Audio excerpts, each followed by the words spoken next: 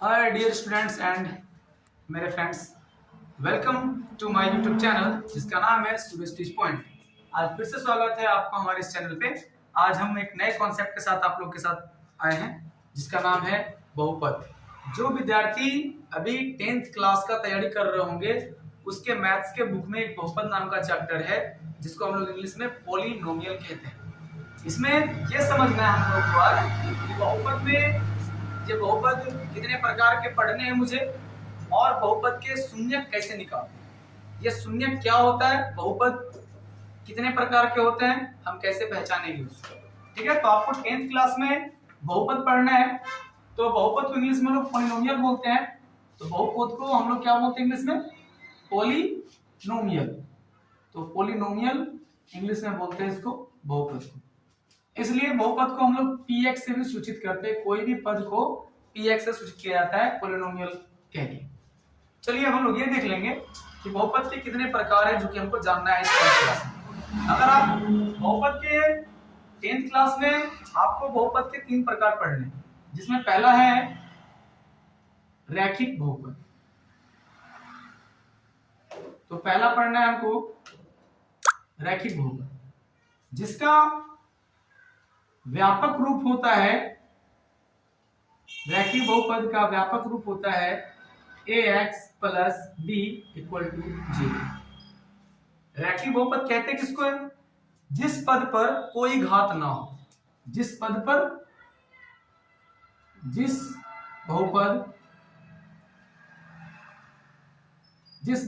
पर कोई घात यानी पावर्स, इसके ऊपर 2, 3, 4 कुछ रहता है ना, वो घात नहीं हो, आप उसको रैखिक बहुपद कहेंगे। जिस बहुपद में कोई घात नहीं होता है, कोई पावर्स नहीं होता है, 2, 3, 4, 5 कुछ भी नहीं, उसको हम लोग रैखिक बहुपद कहते हैं। ठीक है, अब रैखिक बहुपद का ऐसा फॉर्म होता है। अब ऐसा नहीं कि एक मान मैंने लिखा चर का x y z कुछ भी हो सकता है वहां पर, लेकिन उसमें कोई पावर नहीं होगा, तो आप समझ लीजिएगा कि वो रैखिक बहुपद है। ठीक है, अब हम इसके बाद जान जाएंगे कि शून्यक किसे कहते हैं। तो पहले रैखिक बहुपद हो गया। अब दूसरा होता है द्विघात बहुपद। द्विघात बहुपद, इसका व्यापक रूप आपका कैसा मिलेगा देखने के लिए इसको आप इस फॉर्म में देख सकते हो। मान लीजिए ax square plus bx plus c equal to 0। यहां पर देख लीजिए इस समूचे पद में सबसे अधिकतम घात कितना है? 2। सबसे अधिकतम घात है 2, इसका मतलब है ये द्विघात बहुपद है। ठीक है, इसका सबसे अधिकतम घात 2 है और ये द्विघात बहुपद है। अर्थात इसके बारे में क्या कहेंगे? जिस बहुपद पर अधिकतम घात कितना होना चाहिए? 2। अधिकतम घात 2 होगा, उसको कहेंगे द्विघात बहुपद। ठीक है, अभी हम लोग तीसरा समझते हैं। तीसरा हो जाता है आपका त्रिघात बहुपद। त्रिघात बहुपद का व्यापक रूप कैसा देखने के लिए मिलेगा हमको, हम कैसे पहचानेंगे व्यापक रूप? इसका होगा ax पे पावर क्यूब, bx पे पावर कुछ भी याद नहीं भी रह सकता है, लेकिन 3 पावर है, cx प्लस d। ठीक है, तो ये त्रिघात बहुपद है क्योंकि इसमें पावर 2 भी है कहीं और पावर 3 भी है। लेकिन कोई भी बहुपद किस पावर के नाम से जाना जाता है? वो अपने अधिकतम पावर्स के नाम से जाना जाता है, वो अपने अधिकतम घात के नाम से जाना जाता है। हम चेक कर लेंगे कि यहां से लेकर यहां तक में सबसे ज्यादा पावर कितना है। तो सबसे ज्यादा पावर आपका 3 है, तो इसका नाम होगा त्रिघात बहुपद। क्या नाम हो जाएगा इसका? त्रिघात बहुपद। यानी इसके बारे में क्या लिखेंगे? जिस बहुपद पर अधिकतम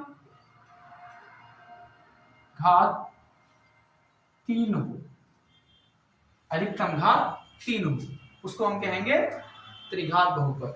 तो अभी आप ये समझ गए हैं कि हम लोग बहुपद 3 प्रकार के पढ़ते हैं। 10th के क्लास में बहुपद 3 प्रकार के पढ़ते हैं, जिसमें एक रैखिक बहुपद होता है, एक द्विघात बहुपद होता है, एक त्रिघात बहुपद होता है। तो रैखिक बहुपद बहुपद का वैसा रूप है जिस पर कोई घात नहीं होता है। द्विघात बहुपद बहुपद का वैसा रूप है जिस पर अधिकतम घात 2 होता है। अधिकतम घात 2 होता है। देखिए इस बहुपद में अधिकतम घात 2 है, तो ये द्विघात बहुपद है। और त्रिघात बहुपद की क्या पहचान है? तू चाहे जैसा भी सवाल हो उस पर अधिकतम पावर 3 रहेगा। यहाँ पे 2 भी दिया हुआ है, यहाँ पर पावर नहीं है, फिर भी सबसे ज्यादा पावर कितना है? 3, तो हम इसको त्रिघात बहुपद पढ़ेंगे। तो अभी आप ये समझ चुके हैं कि हम लोग बहुपद तीनों प्रकार के कैसे समझनी है। कभी कभी आपके मैथ्स में कुछ सवाल आ जाता है जिसको देख के आप नहीं पता कर पाते कि कौन सा रैखिक बहुपद है, कौन सा द्विघात बहुपद है और कौन सा त्रिघात बहुपद है। तो आइए इसको भी समझते हैं। अगर आपका सवाल सिर्फ ऐसा है 2x + 3 = 0, ऐसा मैथ्स है भाई सर, एक चर का मान है, या ऐसा दिया हुआ है कि 2y + 3 = 0, यहाँ पर कुछ भी हो सकता है, x हो चाहे y हो, या 2z + 3 = 0 क्यों ना हो, लेकिन ये बहुपद है और इस बहुपद पे कोई घात नहीं है, इस पर कोई घात नहीं है, मतलब ये सारे रैखिक बहुपद के उदाहरण है। रैखिक बहुपद, ठीक है। द्विघात बहुपद के उदाहरण क्या होंगे? तो द्विघात बहुपद में क्या होगा कि कहीं ना कहीं 2 पावर रहेगा, x पे पावर 2, 2x + 1, कुछ भी ऐसा, तो इसमें 2 पावर है, तो 2 पावर द्विघात बहुपद हो गया। या अगर 2y² + 2y + 4 लिखा हुआ है तो फिर भी हम समझ लेंगे ये द्विघात बहुपद ही है, क्योंकि इसमें अधिकतम पावर 2 है। यहाँ कभी कभी संख्या नहीं होता है, कभी कभी संख्या आ जाता है, इस बात से घबराने की जरूरत नहीं है, ये किसी हालत में द्विघात बहुपद है अगर इस फॉर्म में आपको दिखता है तो। ये द्विघात बहुपद के एग्जांपल हो गए। त्रिघात बहुपद में ये जरूरी नहीं है, कभी कभी आपको ऐसा भी मिल सकता है कि सर x पे पावर 2 अब प्लस ओनली x लिखा हुआ है, तो फिर भी x² तो है, ये 2 पद है और ये सबसे ज्यादा घात 2 है इसमें, तो का मतलब है कि द्विघात बहुपद है। तो अभी हम समझ रहे हैं कि रैखिक बहुपद कैसा होता है, द्विघात बहुपद कैसा होता है। त्रिघात बहुपद में क्या है कि उसमें कहीं ना कहीं 3 पावर्स रहेंगे, 3 घात, अधिकतम घात 3, जैसे x पे पावर 3, 4x + 2 = 0, कुछ नहीं है, 3 पावर तो है, ये त्रिघात बहुपद है। या x पे पावर 3 + 2x + 2x पे पावर 2 + 4x + 5 = 0। देख लीजिए इसमें भी चाहे जो भी हो, अधिकतम घात कितना है? अधिकतम घात 3 है, का मतलब है कि त्रिघात बहुपद है। तो बहुपद को हम लोग ऐसे पहचानते हैं, ठीक है बच्चे। तो आप समझ गए कि हम लोग किस तरह से बहुपद को पहचानेंगे। तो अभी हम लोग ये जान चुके हैं कि बहुपद के शून्य, बहुपद किसे कहते हैं, बहुपद कितने प्रकार के हम लोग को पढ़ना है और बहुपद को कैसे पहचानेंगे, ठीक है। तो अब हम इसको इरेज कर रहा हूं और मैं आपको ये बताऊंगा कि बहुपद के शून्य जो आपके बुक्स में आते हैं कि निम्नलिखित बहुपद के शून्य ज्ञात करें, शून्य क्या होता है, हम कैसे शून्य पता करेंगे, ठीक है। तो मैं इसको थोड़ा इरेज करता हूं।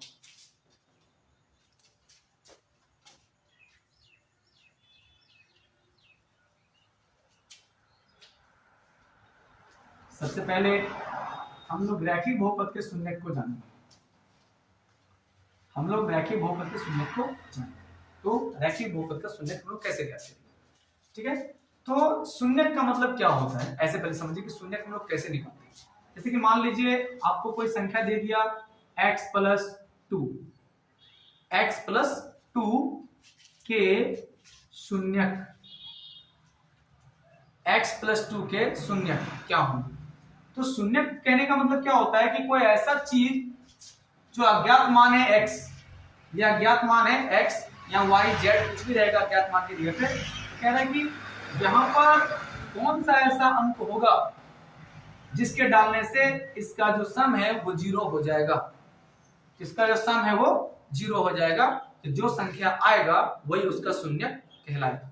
तो जैसे कि देख लेते हैं, शून्य ज्ञात करना तो हम लिखेंगे अगर x + 2 को हमको शून्य ज्ञात करना है तो पहले बराबर शून्य डालेंगे कि मेरे को शून्य निकालना है ना। शून्य निकालना है इसका।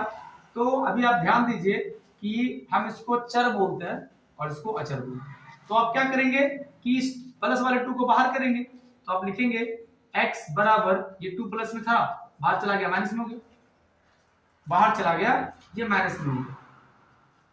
अगर किसी को ये बात समझ में नहीं आ रहा है कि प्लस माइनस को कैसे समझे सर, ये क्या होता है, हम कैसे प्लस माइनस करेंगे, मेरे को समझ में नहीं आता है, तो इसको समझने के लिए प्लस माइनस का एक मैं वीडियो बना दूंगा, उसको आप फिर से एक बार देख लीजिएगा कि हम किस तरह से प्लस माइनस का काम करते हैं, किस तरह से कोई चीज प्लस वाला बाहर जाता है माइनस होता है, माइनस वाला अंदर जाता है बाहर प्लस होता है, इस चीज को आपको समझना पड़ेगा। ठीक है, तत्काल में इसको जानिए कि अगर x प्लस 2 था तो हम x बराबर क्या लिख सकते हैं, 2 प्लस में बाहर जाएगा तो माइनस हो जाएगा, का मतलब है कि -2 x का वैल्यू अगर -2 रख दिया जाए तो ये 0 हो जाएगा, है ना। कैसे समझिए कि मान लीजिए कि आपका समीकरण आपका मैथ्स है x प्लस 2 बराबर 0, मैंने लिखा है।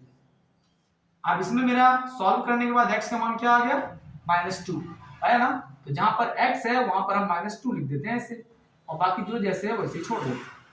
अब बताइए माइनस प्लस माइनस हो गया, तो माइनस प्लस माइनस होने के कारण 2 में से 2 चला गया, 0 बच गया, अर्थात शून्य हो गया। तो इसका शून्य क्या है, -2, ठीक है ना। तो इसका शून्य क्या कहलाएगा, -2। इसका मतलब है कि यदि हम ये सोच लेते हैं कि मेरा रैखिक बहुपद का शून्य कैसे ज्ञात करेंगे, तब अब हम चलेंगे रैखिक बहुपद का शून्य कैसे ज्ञात करेंगे। मान लीजिए कि आपका कोई बहुपद है 2x प्लस 3, तो शून्य ज्ञात करना है इसका, ये सवाल है आपका। रैखिक बहुपद है, रैखिक बहुपद के शून्य ज्ञात करें, तो रैखिक बहुपद चाहे जो भी होगा तो ऐसे ही फॉर्म में रहेगा, मुझे मिलेगा। तो रैखिक बहुपद में ऐसा मिलेगा, तो आप इक्वल टू, अगर शून्य ज्ञात करना है तो 0 लिख दीजिए कि मेरे को 0 ज्ञात करना है। अब 0 अगर ज्ञात करना है तो 2x प्लस 3 बराबर 0, तो मेरे को ज्ञात करना ही है। तो हम क्या करेंगे, इसमें x वाले को निकालेंगे, x वाले को निकालेंगे, तो क्या निकालना है मेरे को, 2x निकालेंगे। 2x, जैसे आप 2x निकालेंगे तो जिसको निकालते हैं उसके तुरंत बाद बराबर डालते हैं, और बराबर के बाद जो संख्या होता है उसको लिखते हैं। तो यहाँ तो संख्या है नहीं तो छोड़ दीजिए। अब जो अंदर बचा +3, इसको आप बाहर लिखने हैं, तो प्लस वाला होगा वो बाहर जाएगा ना, बराबर के उस पर, देखिए बराबर आ गया है। अब ये 3 प्लस वाला इस तरफ था, इसको बाहर लिखना है, प्लस के बाहर लिखना है, तो ये प्लस वाला माइनस में चला, ठीक है। तो अब हम क्या कर लिए इसको, 2x बराबर ये +3 माइनस में चला गया। अब इसको हम क्या कर सकते हैं, जो बराबर में होता है ना, जो बराबर में होता है उसको हम बटा में लिखते हैं, देखिए ऐसे। तो x बराबर ये -3 बटा ये 2, ये भाग के फॉर्म में, इसको हम ऐसे लिखते हैं। जब भी आपको कोई ऐसा मैथ मिले तो आप इसको ऐसे लिखेंगे। तो मेरा x का वैल्यू क्या आ गया, -3/2, का मतलब है कि अगर इस रैखिक बहुपद में x की जगह पर x का मान -3/2 रख दिया जाए तो ये शून्य हो जाएगा, अर्थात इसके शून्य यही कहलाएंगे। तो इसको भी चेक कर लेते हैं कि सर ये जो मेरा शून्य निकाले, क्या इसको इस समीकरण में रखने पर 0 आता है कि नहीं। तो चेक कर लेते हैं, जांच कर लीजिए। जांच कर लेंगे तो आपका है px बराबर 2x प्लस 3, और मेरे को x का मान क्या आया है, -3/2। तो यहाँ पर x लिखे ना, तो लिखेंगे p पे -3/2 बराबर, यानी कि यहाँ p का p, x ले पे ये लिख रहा है कि x का मान मुझे -3/2 रखना है।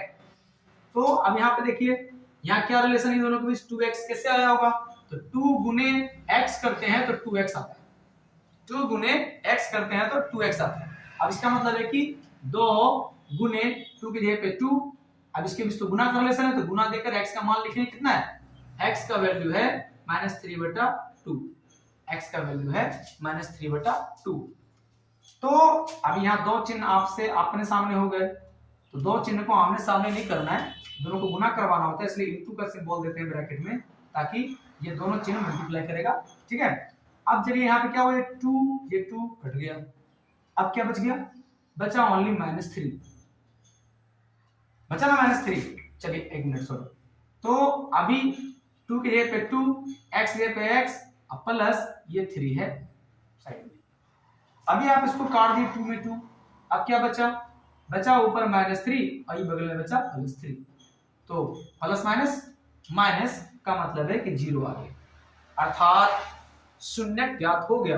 का मतलब है कि रैखिक समीकरण या रैखिक बहुपद 2x + 3 का शून्य क्या कहलाएगा। तो रैखिक बहुपद 2x + 3 का शून्य हमने निकाले, x का मान -3/2 यही इसका शून्य है। x बराबर -3/2 यही इसका शून्य है। तो हम लोग रैखिक बहुपद का शून्य ऐसे ज्ञात किया जाता है। अभी आप लोग इस वीडियो में रैखिक बहुपद किसे कैसे पहचानेंगे, द्विघात बहुपद कैसे पहचानेंगे, त्रिघात बहुपद कैसे पहचानेंगे, ये समझ गए। और हम लोग ये भी जान गए कि सर रैखिक बहुपद का शून्य क्या होगा। तो रैखिक बहुपद का शून्य क्या हो गया, तो रैखिक बहुपद का शून्य हम निकाल लिए। अब इसका कुछ लोग बोलते हैं सर सूत्र बताइए ना, रैखिक बहुपद के शून्य के सूत्र क्या।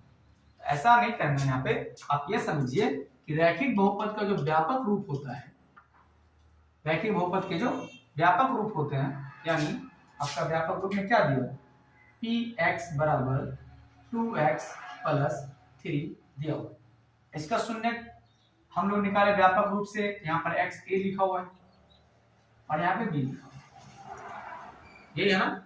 तो इसको हम सूत्र के भाषा में कैसे लिखेंगे कि सर ax + b का शून्य चाहिए, तो बराबर पहले शून्य लिख दीजिए। आप फिर से वही काम कीजिए, ax ये प्लस में बाहर जाएगा बराबर -b, जो प्लस में बाहर जाएगा तो -b हो जाएगा। अब यहाँ से x बराबर -b/a, ये हो गया रैखिक बहुपद के शून्य, रैखिक बहुपद के शून्य हो गया। कोई दिक्कत नहीं है, तो ये आप समझ गए। तो गाइस कैसा लगा आपको हमारा आज का वीडियो। आशा है कि आप रैखिक बहुपद के शून्य निकालने सीख गए होंगे और रैखिक बहुपद को भी आप पहचान गए होंगे। मैं द्विघात बहुपद के लिए एक नया वीडियो बना दूंगा, जो इसके बाद तुरंत मैं आपको दूंगा। और अगर आप इसको अच्छे से समझ चुके हो, समझते हैं, तो कमेंट में मुझे बताइए कि आपको ये वीडियो कैसा लगा। और चैनल को नए हैं तो सब्सक्राइब भी कर लीजिए और लाइक भी कर दिए, ताकि मेरा ही मनोबल बढ़ा हुआ रहे। बाकी फिर मिलते हैं आपको अगले नेक्स्ट वीडियो में, तब तक के लिए बाय बाय, नमस्कार।